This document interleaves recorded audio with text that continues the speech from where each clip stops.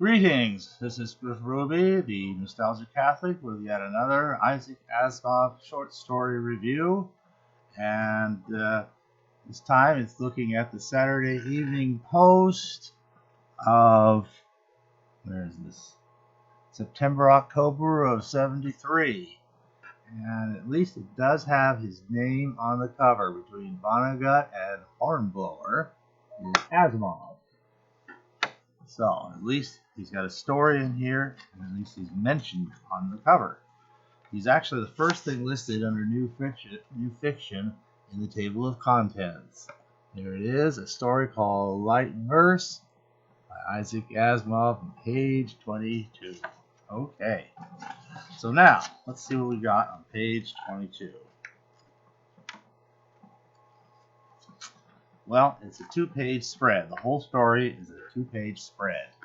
So, first page features a small bit of artwork, a drawing of some kind of a robot.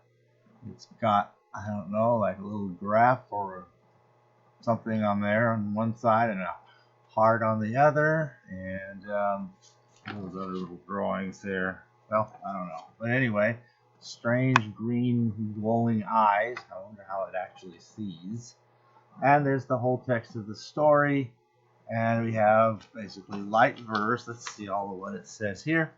Light verse, Who Can Divine the Heart of a Robot? By Isaac Asimov. Okay. Well, Heart of a Robot. The story isn't really about a robot per se. There are robots involved, and in fact, they'll turn out to be fairly important to the story. But there's the person. This is a classic like an Asimov. Well, I'd say it's a mystery, but you see who did it, and you see why. There's no wondering who done it. There's no, anyway. So, it's the very last person you would expect to ever be a murderer, and that's dear Miss Avis Lardner. She was the widow of the great astronaut martyr. She is a philanthropist, art collector, hostess extraordinaire, and everyone agreed an artistic genius, but above all, she was the gentlest and kindest human being one could imagine. Her husband, William J. Lardner, had died, as we all know, of the effects of radiation from a solar flare after he had deliberately remained in space so that a passenger vessel might make it safely to Space Station 5. So, anyway, she's got a lot of interesting things in her little museum, and some of these could be of some significance. One of the first jeweled wristwatches manufactured in America, a jeweled dagger from Cambodia, a jeweled pair of spectacles from Italy, and so on endlessly. So she's got a lot of that. She's got a lot of fun museum pieces that she likes to collect. She got a great pension from when her astronaut husband died, saving lives. And she invested it wisely, and, well, so she's quite well off and able to feature these valuable and fascinating art items. But, of course, the real star of when she has guests over is these light sculptures that she makes. Gladia does light sculptures, if you're familiar with the Naked Sun and the Robots of Dawn. Well, in this area, Miss Lardner is kind of like an antecedent to that. She does light sculptures too. And she's very famous for them because they are really, really extraordinary things to behold. They're really great, and every time she has guests over, there's a whole new pattern or design or something. Every one of them just seems even more extraordinary than the last. But all have been such beautiful, awesome, timeless classics that although she does not keep any past ones around herself, she will have holograms taken of each one of them before moving on to the next, and those holograms are on display in museums around the world. Now, she doesn't have to apply any of the usual security devices because she's got quite a flock of robots there to take care of everything, make sure it's all spick and span, and of course see to it that none of the guests make off with or mishandle anything that's there in the house. and they're very good at that. They're very smooth and quiet about it all, but you will not be doing anything destructive or injurious. And so it is gone. She's very generous. She won't do these commercially, but as I said, the holograms can go anywhere, and she gladly donates them free of charge to museums and what have you, and they're always glad to receive them. Well, we're given a fairly detailed description. She also has a very interesting relationship with her robots. She's very kind, like they're not just machines to do this or that, but as if they are people. People to be treated with respect, to be given courteous things. So she wouldn't just say, adjust that step ladder. She would be saying, please, Courtney. One of her robots apparently seems to be named Courtney. Please, Courtney, would you be so kind as to adjust the step ladder? So that's the kind of thing she does. And however these robots come, she just accepts them. In one extreme case, there is a robot named Max who doesn't seem to function very well, but she's protective even of Max. And it says, well, you could have Max adjusted free of charge by the Robots and the Mechanical Men Corporation. Yeah, remember Susan? I think this has Susan Calvin very remotely in the background. She's not named, but I think we have that in there. I'll double check, but I'm pretty sure that's in there. So these are robots, and they are maintained. Well, let me see here. Yes, we have a gentleman by the name of John Semper Travis. He is, at this point in time, the chief engineer of U.S. Robots and Mechanical Men Incorporated. Yes, that is the company Susan Calvin once worked for. Although I haven't heard his name before, so he must be a successor to the usual people who've heard about working with Susan Calvin.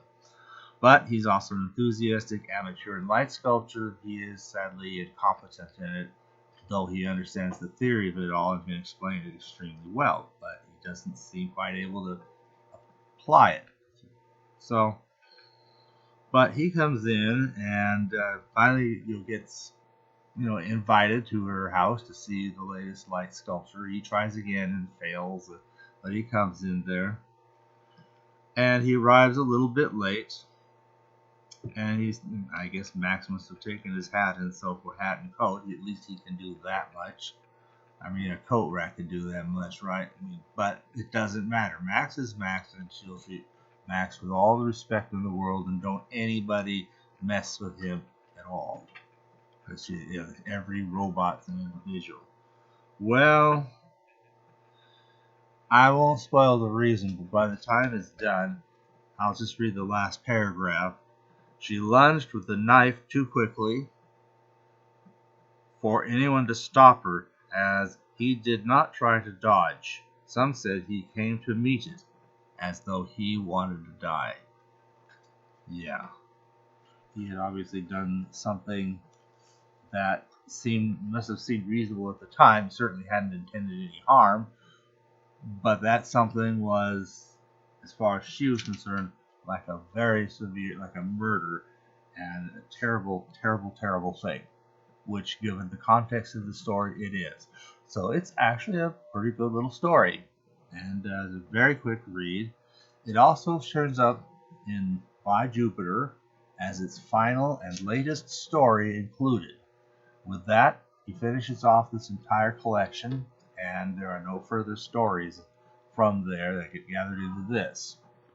But it's a very easy and quick read, and as far as I could tell, I didn't notice any difference between the way it appears in the book or the magazine, except, of course, the magazine has that nice little drawing of the robot. And, well, there's a little bit here. Now, Saturday Evening Post had published a short, a very careful and I think rather intelligently done abridgment of his Fantastic Voyage story in 2 parts. and apparently a couple earlier stories, one of which we were able to show where it was in there, and another one I wasn't able to track down, so I don't even know what story, I don't even know what it would be. But at any rate, finally they approached him and they said, in the spring of 1973, Saturday Evening Post, having reprinted a couple of my short pieces, he's not mentioning the Fantastic Voyage, asked me to write an original piece for them. On May 3, 1973, caught in the grip of inspiration, I wrote light verse in one quick session at the typewriter and scarcely had to change a word in preparing the final copy. It appeared in the September-October 1973 issue of the Saturday Evening Post. So there's that. We have the story. And finally he can, there's a couple little lines. You have a simple paragraph break where the original had like a little drawing line. So other than that, they are identical. Then he finally concludes with this: in sending the story to the Saturday Evening Post, I was anxious to make it clear that I had not sent them an old story. I explained rather emphatically that I have written it today. In doing this, I had forgotten the prejudice many people have against any story that is written quickly. There is the legend that a good story must be written and rewritten and must take days and days of agony for each pain-racked paragraph. I think writers spread that piece of embroidery to collect public sympathy for themselves. Anyway, I don't write slowly, but editors don't have much experience with me, don't realize it. I got a letter from the Post people raving about the story and expressing the utmost astonishment that I had managed to write it in one day. I kept quiet and said nothing. However, I can tell you, readers of this book, because you are all my friends, from the moment of sitting down at the typewriter to the moment of placing the envelope in the mailbox, it did not take me one day. It took me 2.5 hours. Don't tell the Post. So, anyway, that was that story. That's a little bit of the story behind the story. Light verse. It's a good, strong ending for the By Jupiter collection, which I think we all admit is somewhat uneven. There's definitely some good stories, and I think this is one of them. And others that are, they're still good, but maybe not up to the level of the best. So this is up in the really pretty good. Maybe it's not quite Nightfall or the final or the last question, but it's not far from it. Thanks for listening.